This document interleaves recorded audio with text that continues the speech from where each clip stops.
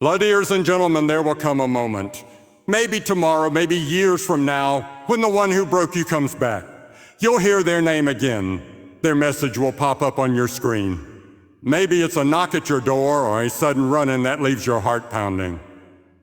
They will come back with soft words, old memories, and a rewritten story. But before you listen to them, listen to this.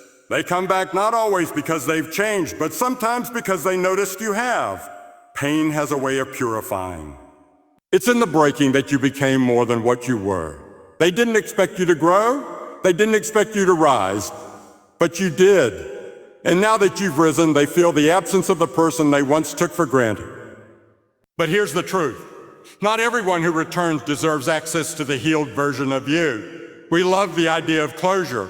We love the idea of people coming back changed, wiser, ready to make things right. But let's be real. Sometimes they come back simply because they're lonely, not because they're sorry. They miss your warmth, not the pain they caused. If someone had the strength to leave you shattered, they should have the courage to stand in the consequences of their choices. When they come back, don't confuse their return for redemption. You're not a chapter they forgot to finish. You're a book they were never meant to write. You were broken once, but that's past tense. You are no longer standing in the same place. You've rebuilt your heart. You've learned to breathe through the nights that once suffocated you. You've cried prayers no one saw, and in that quiet place, something holy happened. You changed. They left thinking they knew you, but what they walked away from is no longer who you are. So when they come back, remember, you are not standing where they left you. You're stronger now. You're wiser now. You're not seeking validation. You're seeking peace. They may say, I've changed. They may say, can we try again? They may say, you're the best thing I ever lost. And you, being the loving soul you are, will feel the pull to restore. But remember this, forgiveness is a door you choose to open, not one they're entitled to walk through. You forgive not because they ask, but because you're not carrying their chains anymore. Forgiveness isn't a free pass back into your life. It's your release from their grip. You can forgive them and still never let them near your heart again. That's not cruelty. That's wisdom. Sometimes the most dangerous people don't show up with hate. They show up with smiles. They say all the right things. They quote old jokes. They talk about what could have been, but behind their words is a familiar cycle. Chaos, confusion, and control. Don't fall for familiarity. Just because you laugh together doesn't mean you belong together. Just because it felt good once doesn't mean it would be good again. The past may call you, but peace does not live there anymore. You had to walk through hell to find your peace. Don't trade it back for a memory. It's tempting, isn't it? To let the rage speak first, to let the pain be your voice. After everything they did, after the betrayal, the silence, the excuses, the abandonment, you want to slam the door before they even finish knocking. You want to say, and now you know how it feels. You want them to hurt the way you hurt, but bitterness isn't strength. It feels like armor, but it's just a cage. Bitterness will have you rehearse your pain instead of release it. It will convince you that your healing depends on their suffering. It will whisper lies in your ear like, if they feel this burn, I'll finally be free. But freedom doesn't live in retaliation. It lives in wisdom. So when they come back, pause, breathe. Don't rush to react. Don't throw words like daggers or give silence as punishment. Let wisdom stand in front of your heart like a calm gatekeeper, steady and unmoved. Wisdom doesn't mean you forget what they did. It means you remember it clearly, but respond with clarity, not chaos. It means you weigh their presence, not just their words. It means you ask yourself, is this real change or is this recycled comfort? Wisdom sees through apologies that are only dressed up manipulations. It knows that some people regret losing access to you more than they regret hurting you. Wisdom speaks softly but carries strength. It doesn't scream, it doesn't argue, it doesn't seek revenge, it discerns.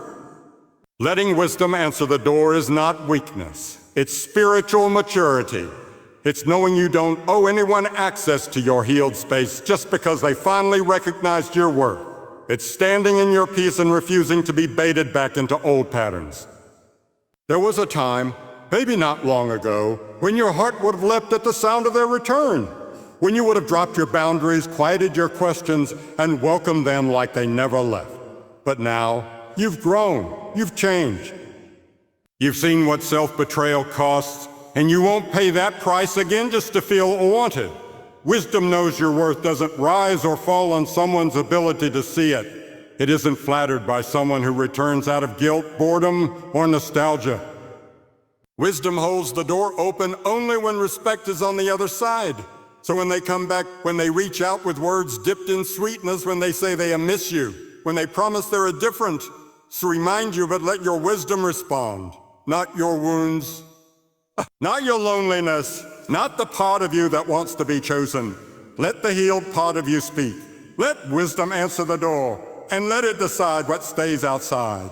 It's easy to forget who you are when you've been treated like you were disposable.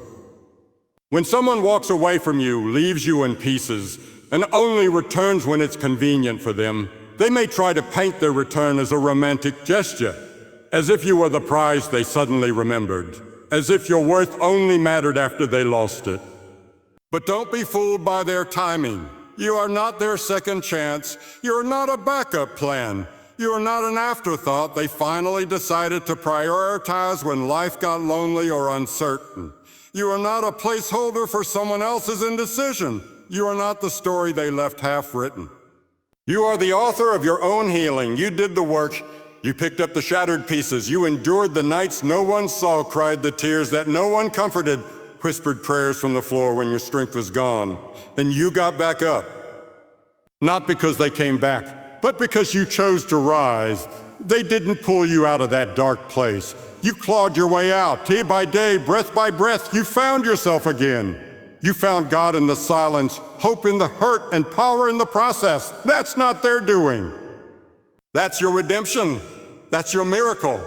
And it belongs to you. So when they come back with soft words and rewritten versions of the past, remember, just because they now see your light doesn't mean they deserve to stand in it. They may try to call this fate. They may say, or meant to be.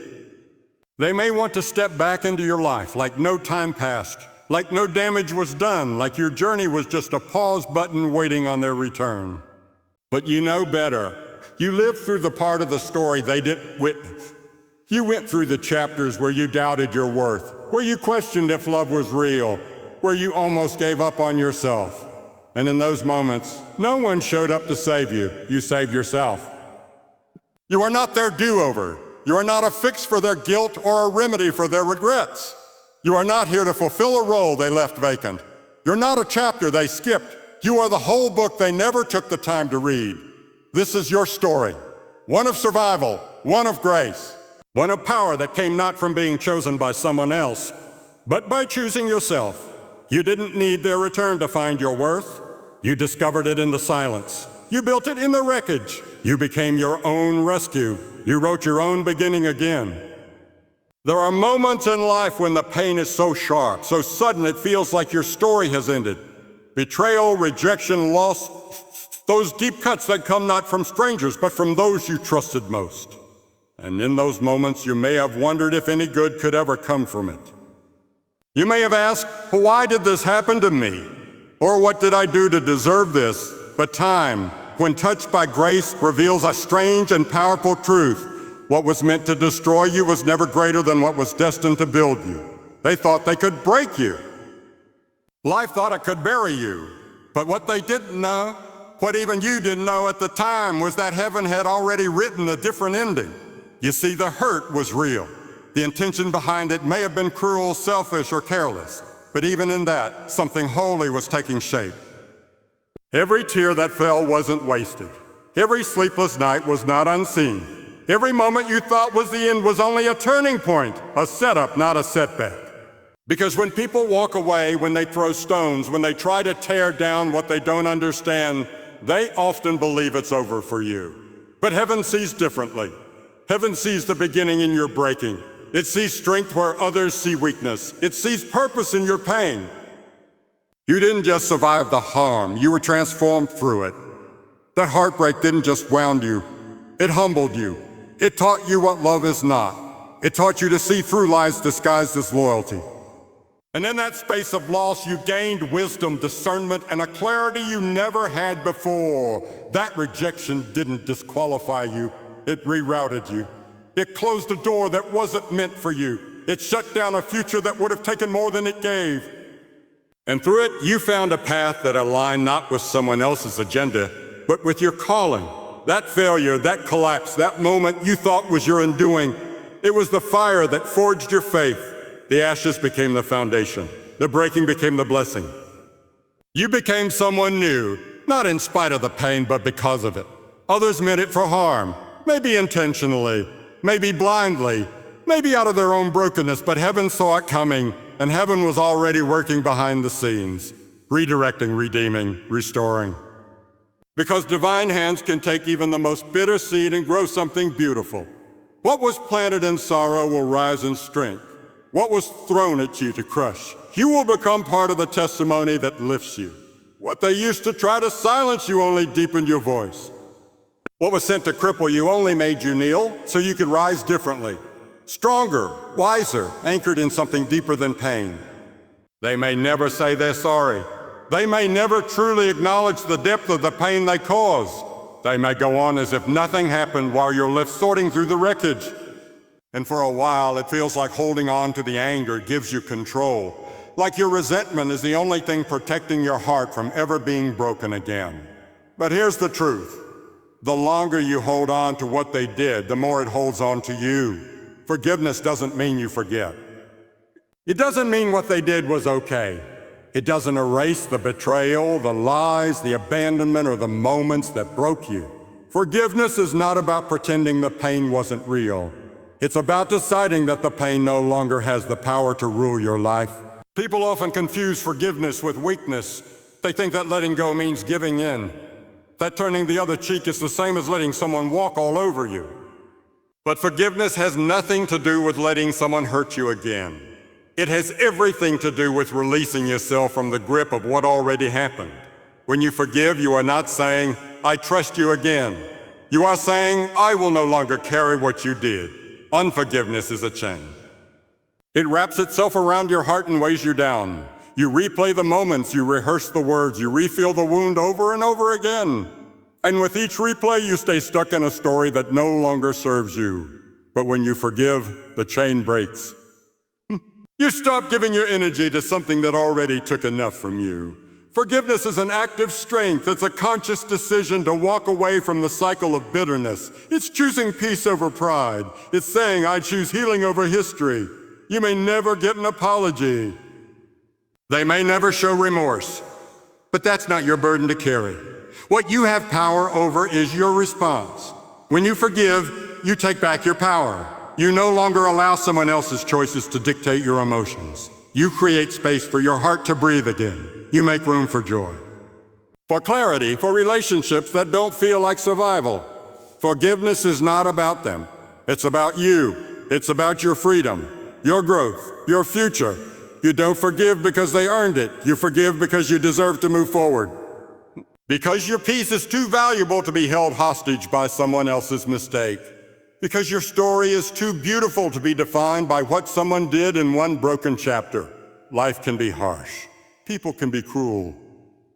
The ones you trusted the most can turn their backs on you, leaving you wondering if love is even worth the risk. When you've been hurt, betrayed, abandoned, misunderstood, it feels natural to want to protect yourself, to build walls around your heart so high that nothing can break through. After all, if you can't be hurt, then you can't be vulnerable.